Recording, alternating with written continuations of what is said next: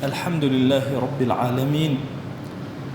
والصلاة والسلام على خير خلق الله محمد وعلى آله وأصحابه الكرام وتابعيهم بإحسان إلى يوم الدين. أوصيكم عباد الله ونفسي قبلكم بتقوى الله وكثرة مخافته، فإن التقوى شعار المؤمنين ودثار المتقين، ووصية الله تبارك وتعالى في وفيكم وفي الخلق أجمعين. وشبيسكام ابن القيم رضا رحمة خواج ونبو فرماو: مخالطة الناس الداء العضال الجالبة لكل شر. فرماو تيكال كردي فريو خلقي درد كشننا بلا مصيبتنا كحرشي شر خرابا ما رش بإنسانك. فرماو كتشني إنسانك تيكال بينا تشني برايكال تيكال بي دوي نوعين. نوعي وشا كاتيك كوبي ديوه طبيعته شما يكتريش كو كردنو يعني كمال مصالح بيو كوش كردن دي فروكاتي وقتكيتا بفي روما تشني رفيق برادر وشويساتا. فرماو فرقاتا شينيبو إن الدائم الزركش فرتراجا منفعتيش إنسان إيمان داري شونو منفعتي روي الله أشم زانو تشني ما ملكرو شي مجالسا دورغنو كزانو زرش فرتر ماون. فرماو بعزتر جمجيسو برايكاتا أنك فيرو هرمان فرقوري بيدي أسبابي وان بين نجاتيتا تاودي يكتري هاندي دي سرو خاصي سهريو جائمة تاوي مجالسة كاما چني برايا كاما پاسا پنا کرن نيمن نشمير باسو گراني كرمين و خريكو سياستي و بروا کرده نيمو عمري با بيچي وولوان معاش آمان نام آيا اي مشكلة حل بي حل نبي ولاتي وتر داج ولاتي وتر دائما خريكي ايچي وان وقتا كيما قرملا كاتي وانا اما مكلفين نين ما بيني جرو شرعي مكلفين ما باني وما تشيش كرمي شني وما جوان كرمي اشو مجالس كاما بار كرمي مجالس وذكري تاومي جوان ترين چن آيات القرآن مجلس ما نوانريو چن صلوات دريو بين ذكر خواي كرمي إنا هرمانو إما السرمي ما يكتري هر إقصا كرمي تلفون كرمي يكتري هر إقصا كرمي مكري إيمان دار أكي شوازبو إيمان دار زوان ومجلسش فرجي وازا أشم آقاما تنبو وشويس دلي فرماوانج المرء على دين خليله إنسان شاني كيف رجلو طبيعته آيجيرو أجر رنجة تجنجيرونه خو صوتكش جيرو خو ألفتكش جيرو خو صفاتكش جيرو خو شي إمام غزالي فرماو جاري شانا هن يوجع عبدك بهو رفيقي وخرابي شو يك لحظة كي يكتريوينا صفتي خراب ليش ندروزبو إي صفة خرابة شانيش بيربو جاري شان هن برو فوت ناش برو فرقا قاماشون شان يبو بزان مچني كيتي كلاوي كرمي كام يعني نك ام بريار مادان سرشا ديمي وانا كامنك بريار مادان تنها بونو رحمك يوم الموجل ميو بزان شكون خير التوجبو شكون شر التوجبو فرتي كلاوي شريعتنا شي خازنيه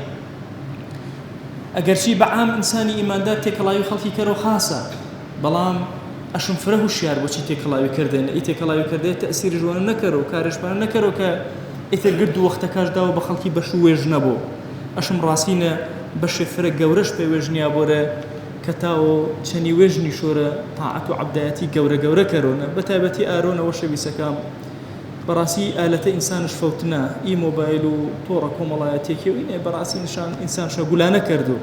يسأما أجمع جقدو جهاني هن بس أجمع جوي مانيا مزان وما ينام تشبلي وخواناسي خو بلكي خواناسي فرفريني هن رنجا محبتنا بوشني خوي هن بلكش برسرا رنجا يوابو انس شني خوي